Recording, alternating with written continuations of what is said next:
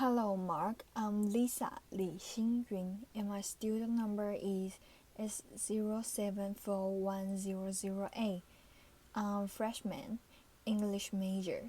Title: How Doctors Can Help Low-Income Patients and Still Make a Profit, by P.J. Parmar.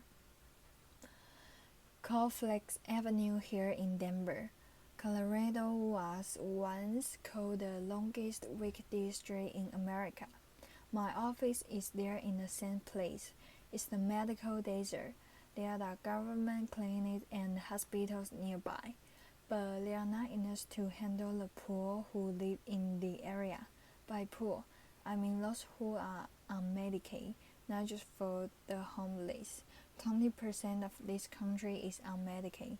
If your neighbors have a family of 4 and make less than $33,000 a year, then they can get Medicaid, but they can't find a doctor to see them.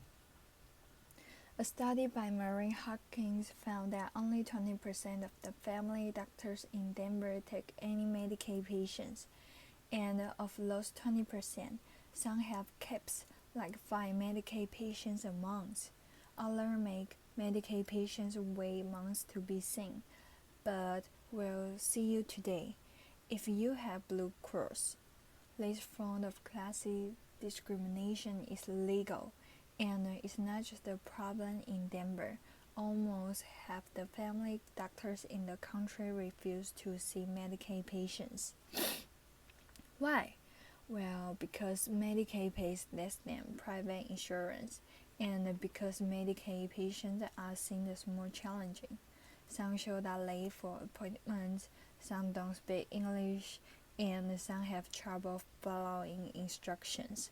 I thought about this while in medical school.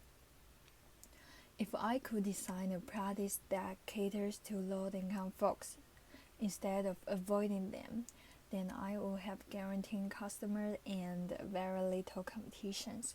Laughter. So, after residency, I opened a shop doing underserved medicine, not as a non-profit, but as the private practice, a small business in only resorted refugees. That was years ago, and since then, we will serve 50,000 refugee medical visits. Plus, 90% of our patients have Medicaid, and most of the rest we see for free. Most doctors say you can make money on Medicaid, but we are doing it just fine. How? Well, if this were real capitalism, then I wouldn't tell you, because you'd become my competition. Laughter. But I call it bleeding heart capitalism. Laughter. And we need more people doing this, not less. So here how.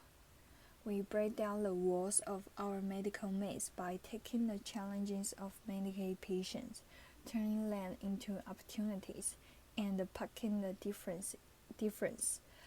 The nuts and the bolts may seem simple, but they add up. For example, we have no appointment. We will walk in only. Of course, that's how it works at the emergency room, at urgent cares, and at Taco Bell. Laughter. But not usually at the family doctor's office. Why do we do it? Because Nasra can call for an appointment. She has a phone, but she doesn't have phone minutes. She can speak English, and she can navigate a phone tree, and she can show up on time for an appointment because she doesn't have a car. She takes the bus, and she takes care of 3 kids plus her disabled father. So we have no appointment. She shows up when she wants, but usually wait less than 15 minutes to be seen. She then spends as much time with us as she needs. Sometimes that's 40 minutes. Usually it's less than 5. She loves this flexibility. It's how she saw doctors in Somalia. And I love it because I don't pay staff to do scheduling. And we have a zero no-show rate and a zero late-show rate. Laughter, applause. It makes business sense. Another difference is our office layout. Our exam rooms open right to the waiting room. Our medical providers run their own patients, and our providers stay in one room instead of alternating between rooms. Cutting step cuts costs and increasing customer satisfactions. We also hand out free medicines right from our exam room, over-the-counter ones and some prescription ones too. If Asura's baby is sick, we put a bottle of children's Tylenol or amoxicillin right in her hand. She can take that baby's drive back home instead of stopping at a pharmacy. I don't know about you, but I guess just looking at all those choices, Nasra doesn't stand a chance in there. We also text patients. We are open evenings and weekends. We do home visits. We will junk dead car batteries. Laughter. With customers, satisfaction so high, we've never had to advertise, yet are growing at 25% a year, and we've become real good at working with Medicaid, since it's pretty much the only insurance company we deal with. Our doctor's office chased 10 insurance companies just to make ends meet. That's just draining. A simple payer system is like model gaming. It just works better. After plus, of course, Medicaid is funded by taxpayers like you, so you might be wondering how much does this cost the system? Well, we're cheaper than the alternatives. Some of our patients might go to the emergency room, which can cost thousands just for the simple code. Some may stay home and let their problems get worse, but most would try to make an appointment at a clinic that part of the system, called the Federally Qualified Health Centers. This is the nationwide network of safety net clinics that receive twice as much government funding per seat than private doctors like me. Not only they get more money, but by law, there can only be one in each area.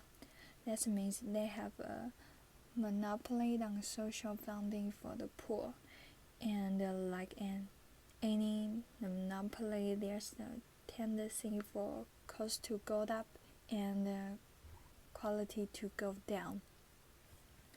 I'm not a government entity.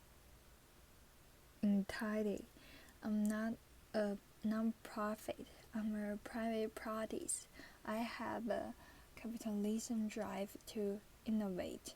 I have to be fast and friendly. I have to be cost-effective and culturally sensitive. I have to be tall, dark, and handsome. Laughter, applause. And if I'm not, I'm going out of business. I can innovate faster than a non-profit because I don't need a meeting to move a stapler. Applause. Really, none of our innovations are new or unique.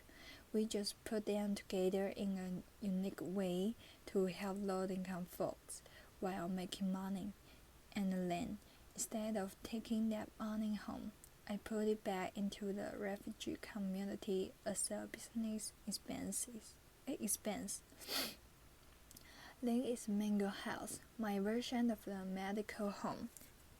In it, we have programs to feed and clothe the poor, and after-school program, English classes, churches, dentists, legal help, mental health, and Scout groups.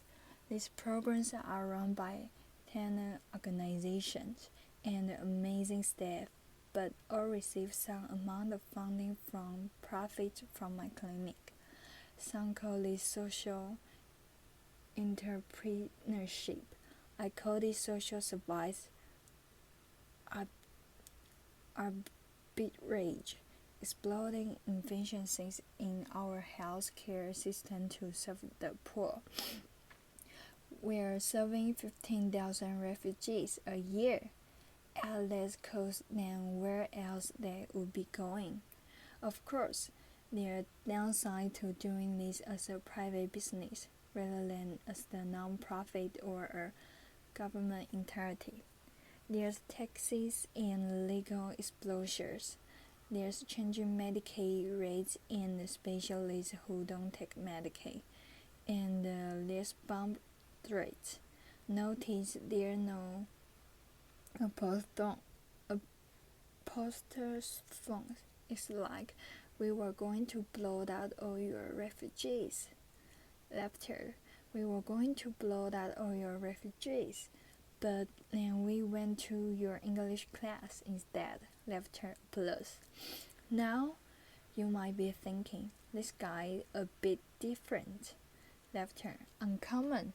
Laughter. A communist.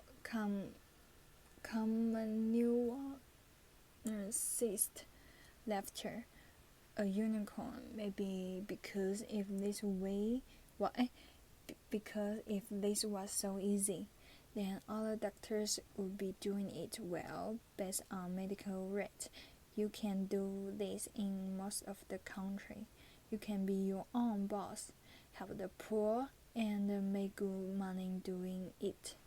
Medical case folks, you wrote on your school application essays that you wanted to help those less fortunate.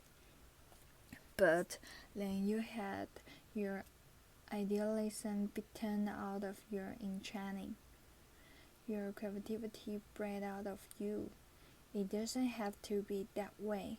You can choose underserved medicine as the lifestyle specialty, or you can be the specialist who cuts costs in order to see low-income folks. And for the rest of you who don't work in healthcare, what did you write on your applications? Most of us wanted to save the world, to make a difference.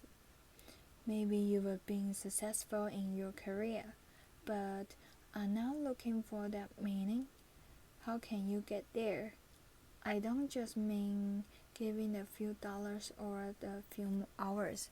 I mean, how can you use your expertise to innovate